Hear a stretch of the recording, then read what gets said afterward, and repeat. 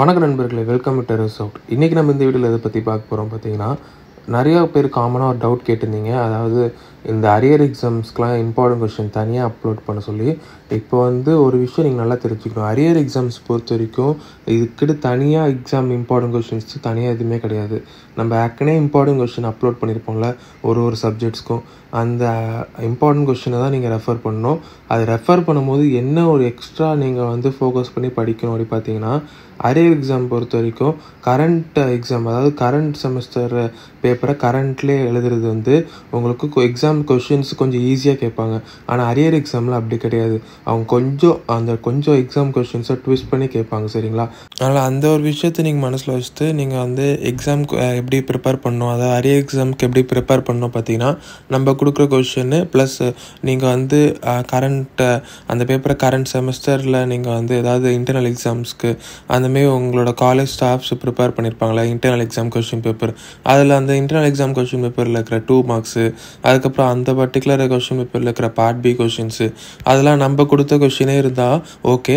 அது தவிர வேறு எதாவது இருந்தாலும் நீங்கள் படித்து வச்சுக்கோங்க. ஏன்னா அரியர் எக்ஸாம் உங்களுக்கு கொஷின் நம்ம கொடுக்குறதே வரோன்ட்டு நம்ம சொல்ல முடியாது. அதுதான் ஒரு பெரிய ஒரு ட்ராபேக் அரியர் எக்ஸாம் பொறுத்த வரைக்கும்.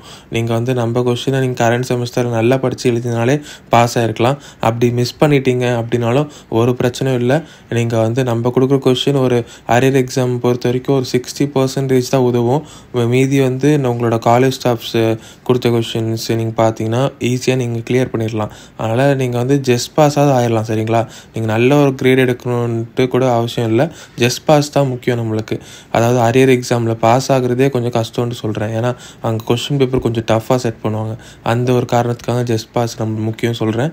அதனால் நீங்கள் நம்ம கொடுக்குற கொஷின் பார்த்தா நீங்கள் கன்ஃபார்மாக ஜஸ்ட் பாஸ் ஆயிடுவீங்க.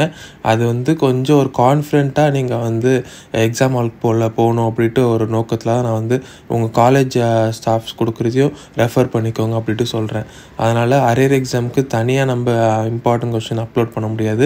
ஏன்னா அந்தமாரி அப்லோட் பண்ணால் கரண்ட் செமஸ்டர் எக்ஸாம் ஏதாவது அந்த பர்டிகுலர் கொஷினுக்கு நம்ம இம்பார்ட்டன்ட் கொஷின் யாராவது பார்க்குறாங்கன்னா அவங்க பர்டிகுலர் ஸ்டூடெண்ட்ஸ்க்கும் அஃபெக்ட் ஆகும்.